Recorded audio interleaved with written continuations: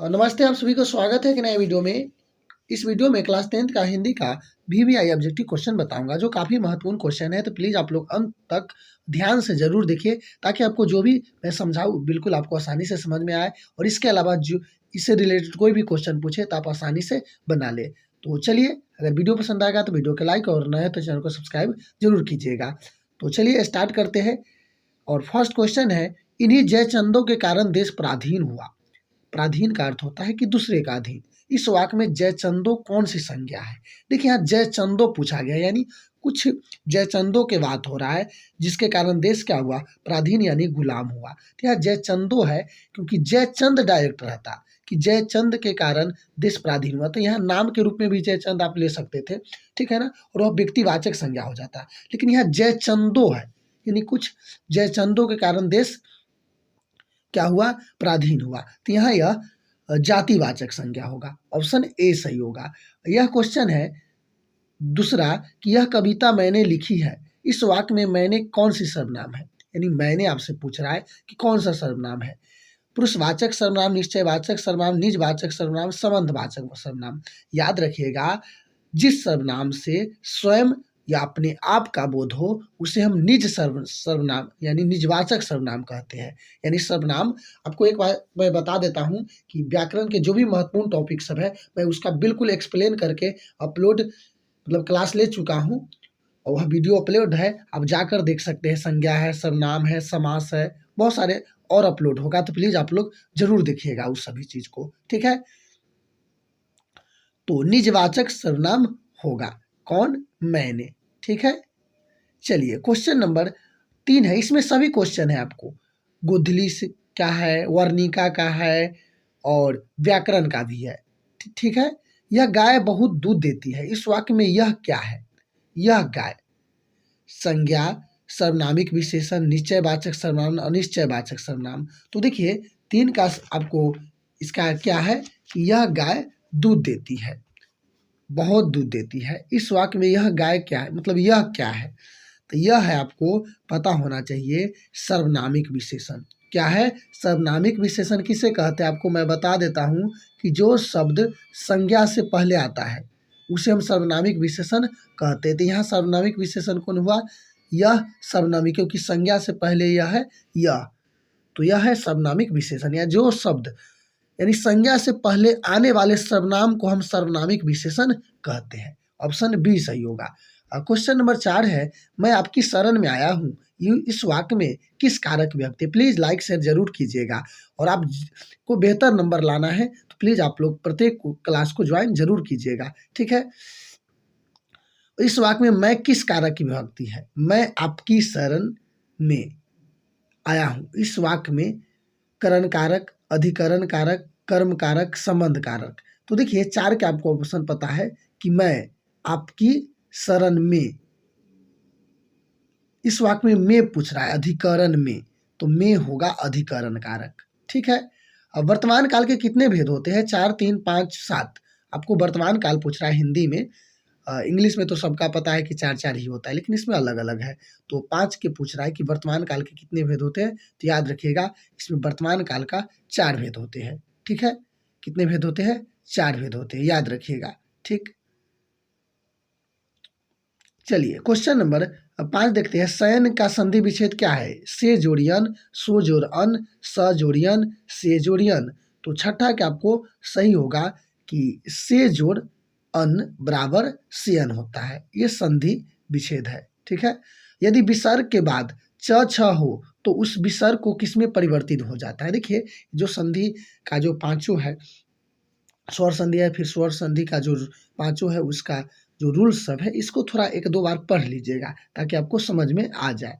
तो यदि विसर्ग के बाद च छ हो तो विसर्ग किसमें परिवर्तित हो जाती है। ऐसे मैं आपको बहुत ही जल्दी संधि का भी वीडियो अपलोड कर दूंगा, बिल्कुल आसान तरीके से समझाकर, ठीक है। तो 7 के आपको ऑप्शन स है, स है, लावे स है, तो इसका ऑप्शन सी होगा, जिसमें हलंत लगा हुआ है, स। पथभ्रष्ट में कौन सा समास है? न्याय, द्वंद्व, द्विगु, तत्पुरुष। पथभ्रष्ट, तो समास का भी वीडियो मैं डाल दिया हूं, तो याद रखिएगा, यह तत्पुरुष समास है, ठीक है। अव्ययी भाव समास में अंतिम पद प्रधान होता है, प्रथम पद प्रधान होता है, अन्य पद प्रधान होता है, दोनों पद प्रधान होता है। तो आपको 9 के पता होना चाहिए। जो अव्ययी भाव होते हैं उसका प्रथम पद प्रधान होते हैं और प्रथम पद अव्यय होते हैं, जिसका लिंग रूप वचन कभी नहीं बदलता है। ठीक है, यथासंभव, यथाशक्ति, समझे। दुर्लभ में कौन सा उपसर्ग है? उपसर्ग आपको पता है किसी शब्द का शुरू में लगता है, प्रत्येक किसी शब्द का अंत में रहता है, और इससे एग्जाम में क्वेश्चन ना रहे ऐसा हो ही नहीं सकता है। तो दुर्लभ में कौन सा उपसर्ग है? दु, दुर, दुर और ये दुर, ये दोनों टाइप एक ही है। तो 10 का आपको पता होना चाहिए कि इसमें 10 का आपको ऑप्शन सही होगा कि दुर्लभ में दुर ये समास उपसर्ग है। 11 है, लिखावट में कौन सा प्रत्यय है? प्रत्यय अंत में लगता है, लिखावट, आवट, ख आकार खा यानी आ इसमें है, तो आवट, इसका आंसर सी सही होगा। ठीक है। अब 12 है, निम्नलिखित शब्द में कौन सा शब्द शुद्ध है, यानी इसमें से कौन शुद्ध लिखा गया है? आपसे यही पूछ रहा है कि जो शब्द है उसमें से शुद्ध शब्द कौन है। ठीक है। ऑप्शन है मुहूर्त, मुहूर्त, मुहूर्त, मुहूर्त।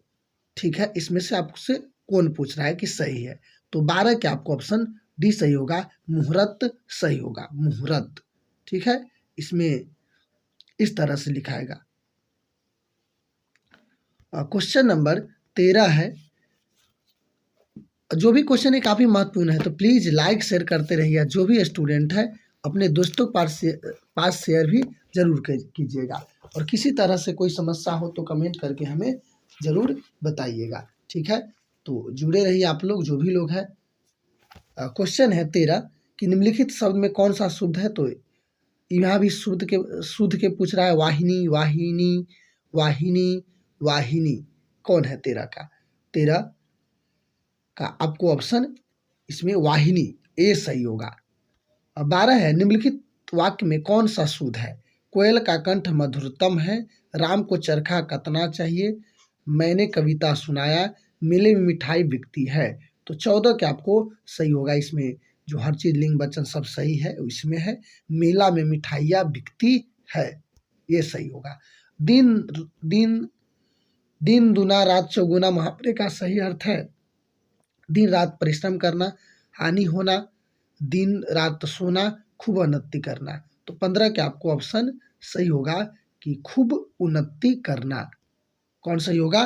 खूब उन्नति करना। 16 है, जाति प्रथा श्रम विभाजन के साथ किसका रूप ले लिया है? जाति प्रथा जिसका लेखक आपको पता है कि भीमराव अंबेडकर जी है। तो इसमें कह रहा है कि जाति प्रथा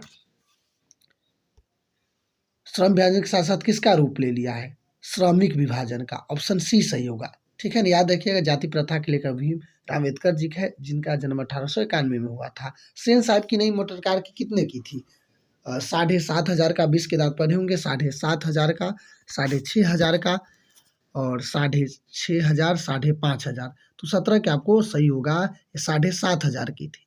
कितने की थी? 7,500। नलिन बिलोचन शर्मा, याद रखिएगा, 20 के दांत कहानी का लेखक है। एक ये कहानी है। ठीक है। महल और झोपड़ी वाले की लड़ाई में अक्सर महल वाले ही जीतते हैं, झोपड़ी वाले उनकी मदद अपने खिलाफ करते हैं। तो किस पाठ की पंक्ति है? आपको पता है, ये आपको पता होगा, ये इसी क्या है, 20 के दांत कहानी का। ठीक है। पुरानी स्लोवेनिश भाषा में चूहों को क्या कहते हैं? मुसह, मुस, मुस, माइस। तो 19 का आपको ऑप्शन डी सही होगा, माइस कहते हैं।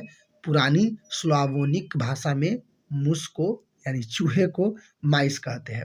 पुराने को आपसे क्या कहते हैं? कमेंट करके बताइएगा। पुराने को मोह सब समय वांछनीय ही नहीं होते, किस लेखक की पंक्ति है? यानी पुराने का मोह सब समय वांछनीय ही नहीं होते, किस लेखक की पंक्ति है? Max Muller, Ramvilas Sharma, Hazari Prasad Dwivedi, Ashok Vajpayee. तो 20 का आपको ऑप्शन सही होगा, ये है रामविलास शर्मा जी का। परंपरा का मूल्यांकन, रामविलास शर्मा, आपको पता होगा। और मैक्स मुलर, भारत से हम क्या सीखे, हजारी प्रसाद द्विवेदी, न खून क्यों बढ़ता है, वो क्या है? हजारी प्रसाद द्विवेदी। और अशोक वाजपेयी, अभिनव। ठीक है। विजयनगर के राजाओं के लेख की लिपि क्या नाम दिया गया? ब्राह्मणी लिपि, नंदीनागरी लिपि, सिद्धम लिपि, नागरी लिपि। तो 21 का आपको ऑप्शन सही होगा कि जो विजयनगर के राजा थे उनका लिपि के नाम, ऑप्शन इसका सी नंदीनागरी लिपि होगा। नंदीनागरी, जिसको आप देवनागरी भी कहते हैं, इसका अलग अलग जगह अलग नाम है, नागरी भी कहा जाता है। बहादुर लेखक को क्यों कहकर संबोधित करते थे? मालिक साहब, बाबूजी, साहब जी। तो आपको पता है कि बहादुर पाठ से लिया गया है, जिसका लेखक अमरकांत है। तो आप पढ़े होंगे तो आपको पता होगा कि बहादुर लेखक को बाबूजी कहकर संबोधित करता है। 22 के सी सही होगा। 23 है, रामविलास शर्मा को किस कृति के लिए साहित्य अकादमी पुरस्कार प्राप्त हुआ था? प्रेमचंद्र, उनका युग, नई कविता, नई अस्तित्ववाद, निराला की साहित्य साधना, भरतेंदु हरिश्चंद्र। तो 23 का आपको ऑप्शन सही होगा, निराला की साहित्य साधना, इसमें मिला था। बहादुर अपने घर क्यों भाग गया था? घूमने के कारण, नौकरी के कारण, माँ की मार के कारण, पिता के कारण। पढ़े होंगे आप कि बहुत ही इंटरेस्टिंग बात था कि जब ये भैंसी चराने जाता था तो एक दिन भैंसी का खूब मारा, जिस भैंसी को मम्मी उनका बहुत प्यार करती थी। तो जब भैंसी भागकर मम्मी के पास, वो पास के खेत में काम कर रही थी, वहाँ आई, तो मम्मी कल्पना कर ली कि इसको डंडे से कितना मारा है, उसके दुगुना इसको पीट दिया। किसको? बहादुर को। तो माँ के मार के कारण। इस तरह से कोई कहानी है इसका। पंडित बिरजू महाराज ने अपनी पिता के साथ आखिरी प्रोग्राम कहाँ किया था? रामपुर, जैनपुर, मैनपुरी, कानपुर। तो 25 का आपको ऑप्शन सही होगा, ऑप्शन ए रामपुर में। ठीक है ना? कहाँ किया था? पंडित बिरजू महाराज अपने पिता के साथ आखिरी प्रोग्राम रामपुर में किया था। आंद्रे ब्रेंतारेंस और पाल एलुआरा ने अभिनयों में रखकर संयुक्त से कितने कविता लिखी? 20, 25, 30, 35। तो 26 का आपको ऑप्शन सी होगा, 30। ठीक है, ये सब लेखक थे। मछली कहानी लेखक कौन है? विजय कुमार शुक्ल, विनय कुमार शुक्ल, विनोद कुमार शुक्ल, विकास कुमार शुक्ल। कंफ्यूज नहीं होइएगा, विनोद कुमार शुक्ल मछली कहानी का लेखक है। मछली लेकर कौन भागता है? संतु, बंतु, भग्गू, जग्गू। मछली लेकर कौन भागता है? संतु, बंतु, भग्गू। तो आपको पता है ये संतु लेकर भाग जाता है। ठीक है ना? भग्गू तो नौकर रहता है। बिस्मिल्लाह खां का पिता के क्या नाम था? सलार हुसैन खां, पैगंबर बख्श खां, अलविक्स खां, सादिक हुसैन। 29 का आपको सही होगा, बी पैगंबर बख्श खां। मेरा धर्म कैदखाना का धर्म नहीं, इस पाठ की पंक्ति है। शिक्षा और संस्कृति, भारत से हम क्या सीखे, नाखून क्यों बढ़ते, परंपरा का मूल्यांकन। तो देखिए, याद रखिएगा, जो मेरा धर्म कैद खाना की धर्म नहीं है, यह आपको शिक्षा और संस्कृति पाठ का लिया गया है, जिसका लेखक कौन है? गांधी जी है। कौन है? याद रखिएगा, महात्मा गांधी जी है। और भारत से हम क्या सीखे? मैक्स मुलर जी। नाखून क्यों बढ़ता है? हजारी प्रसाद द्विवेदी जी। परंपरा का मूल्यांकन, रामविलास शर्मा। किसके बिना प्राणी को मुक्ति नहीं मिलता है? कर्म कांड के बिना, मूर्ति पूजा के बिना, चारों धाम के इतरा के बिना, गुरु ज्ञान के बिना। तो आपको ये राम बिनु बिरथी जगी जन्मा पढ़े होंगे, जिनका रचना यानी ये काव्य गुरु नानक जी का है। तो इसमें कहा जाता है कि बताता है कि किसके बिना प्राणी का मुक्ति नहीं मिलता है। तो इस ऑप्शन के अनुसार गुरु का ज्ञान के बिना सही होगा। ठीक है। रसकान की पृष्टि मार्ग को दीक्षा किसने दी? सूरदास, कृष्णदास, रामानंद गोस्वामी, विठलनाथ। तो 32 का आपको ऑप्शन रसखान वाला पढ़े होंगे, बहुत ही अच्छा है, प्रेमायनी श्री राधिका। तो इसका ऑप्शन आपको 32 का सही होगा, रामानंद। ठीक है। कवि प्रेम मार्ग को अति शुद्ध कहते हैं। कवि प्रेम मार्ग को अति शुद्ध कहते हैं क्योंकि यह तनिक भी चतुराई काम नहीं करती है, यह सच्चाई भी अपना घमंड त्याग कर चलती है, यह कपटी लोग चलने से झिझकते हैं, उपयुक्त सभी।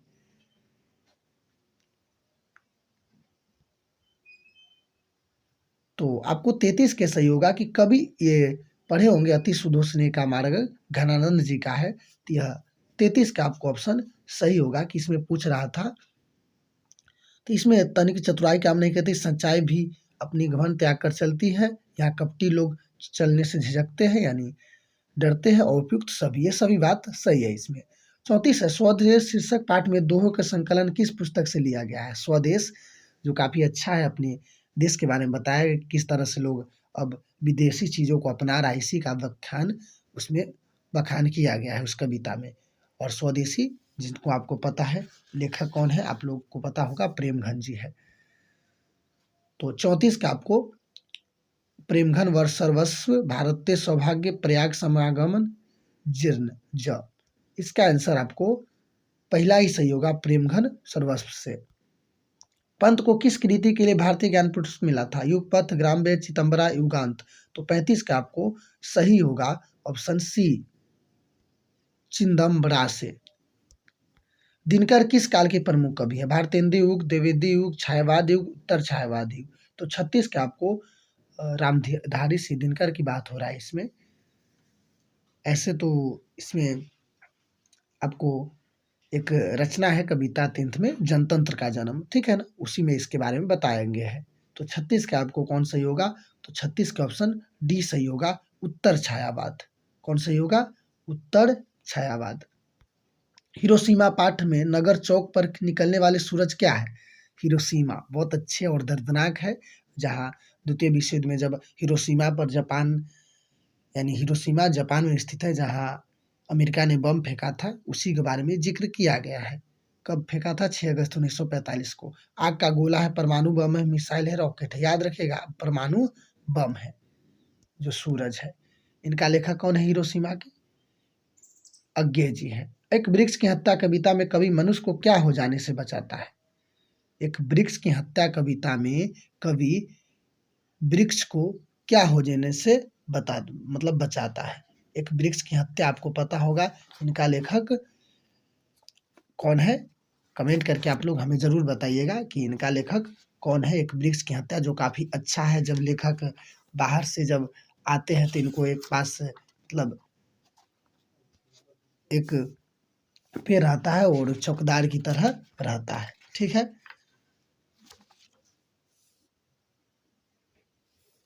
तो आप लोग हमें जरूर बताइएगा।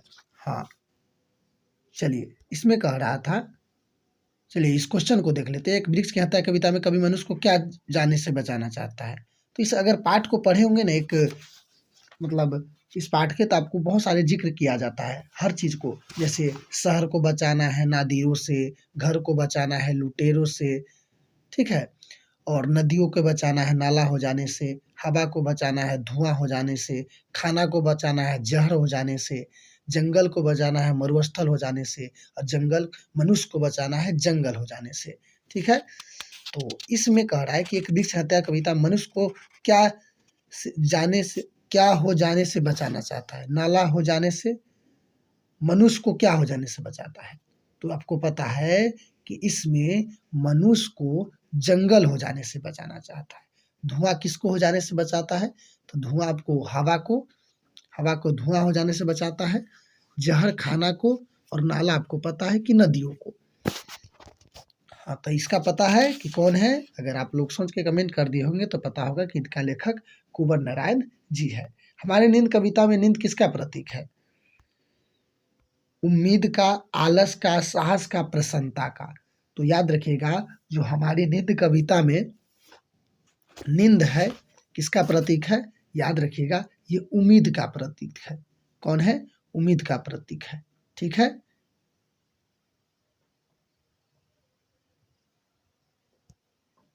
ऑप्शन कौन सही होगा? ए सही होगा। खाली बेचैनी किसकी है? बंदर, खरगोश, गिलहरी, कबूतर। खालिश बेचैनी किसकी है? बंदर, खरगोश, गिलहरी, कबूतर। तो 40 का ऑप्शन ए सही होगा, खरगोश। गंध जहां होगी ये भरी, घास की किस कवि के पंक्ति है? बीरेंद्र अग्रवाल, जीवनानंद दास, अनामिका, कुंवर नारायण। 41 का आपको ऑप्शन बी सही होगा, ये जीवनानंद दास के हैं। मेरे बिन तुम प्रभु कविता किस कविता द्वारा भाषांतरित है? किसके द्वारा? प्रयाग शुक्ल, धर्मवीर भारती, केदारनाथ अग्रवाल, भीष्म साहनी। तो आपको पता है कि मेरे बिन तुम प्रभु, यानी प्रभु का अस्तित्व किससे है? भक्त से है। तो इसका अनुवाद धर्मवीर भारती किया है। 42 का ऑप्शन बी सही होगा। दही वाली मंगम्मा कहानी किस भाषा से है? उड़िया, कन्नड़, तमिल, तेलुगु। यानी आपसे पूछ रहा है कि जो दही वाली मंगम्मा है वो किस भाषा से है। ठीक है, उड़िया का है, तेलुगु का है, कन्नड़ का है, तमिल का है। तो बताइए। देखिए 43 का आपको ऑप्शन बी इसका सही होगा, कन्नड़ का है। विपत्ति अकेले ना आकर संगी साथियों के साथ आती, यह पंक्ति किस में है? नगर माँ ढहते विश्वास धरती कब तक घूमेगी। ये पता है ना, ढहते विश्वास में है, लक्ष्मी वाला कहानी में। ठीक है। माँ कहानी किस भाषा से अनुदित है? माँ कन्नड़, गुजराती, तमिल, उड़िया। तो याद है, ये सब आसान क्वेश्चन सब है, इसको आप कभी नहीं भूल सकते हैं। तो माँ कहानी किसका है? गुजराती है। ठीक है। उस घर में अब सास और बहू में स्वतंत्र की होड़ लगी है, यह पंक्ति किसका है? तो आप सभी जानते हैं कि मंगम्मा और नंजम्मा, यानी दही वाली मंगम्मा पाठ का है। ठीक है। वल्ली अमाल किस गांव में आई थी? वल्ली अमाल किस गांव से आई थी? आपसे पूछ रहा है कि गुंडेलुपेट, नजनगुड, धंजवर, मुनांडी पट्टी, यही है। थोड़ा अजीब टाइप का नाम है इसका, मुनांडी पट्टी, पपवट्टी से। सीता के बड़े पुत्र का क्या नाम था? नारायण, बिरजू, कैलाश, विकास। यानी सीता के बड़े पुत्र का क्या नाम था? तो याद रखिएगा, नारायण उसका बड़े पुत्र का नाम था। 49 है, मंगू की माँ अस्पताल को किसके उपमा देती है? गौशाला, पाठशाला, कारागार, छात्रावास। तो याद है कि मंगू पागल थी, उसका गौशाला की उपमा देती है। ठीक है ना। 50 है, इस रंगराजन किस लेखक का पूरा नाम है? श्रीनिवास, सातकोरी, होता, सुजाता, ईश्वर, पेटलीकर। याद रखिएगा, जो इस रंगराजन है, श्रीनिवास का पूरा नाम है। ठीक है ना। इस रंगराजन किसका नाम है? श्रीनिवास जी का पूरा नाम है। तो यही टोटल 50 क्वेश्चन था। और आप लोग हमें बताइए कि अब टोटल 50 क्वेश्चन में आपको कितना क्वेश्चन सही हुआ है। और मुझे उम्मीद है कि आप लोग अधिक से अधिक क्वेश्चन सही किए होंगे। अगर 45 प्लस कर रहे हैं तो आपका स्थिति बहुत ही बेहतर है। ठीक है ना। और बेहतर कीजिए और पूरे के पूरे ऑब्जेक्टिव, इतना टारगेट इतना रखिए कि ऑब्जेक्टिव का जो भी एग्जाम हो, ऑब्जेक्टिव का जिस सब्जेक्ट का एग्जाम हो, टोटल में टोटल 1-2 नंबर इधर हो जाए, बाकी सब में हम जितना है 50-50, किसी में अगर 40 है 38, 40 के 40, ये सब लाए, तब जाके आपको बेहतर नंबर आएगा।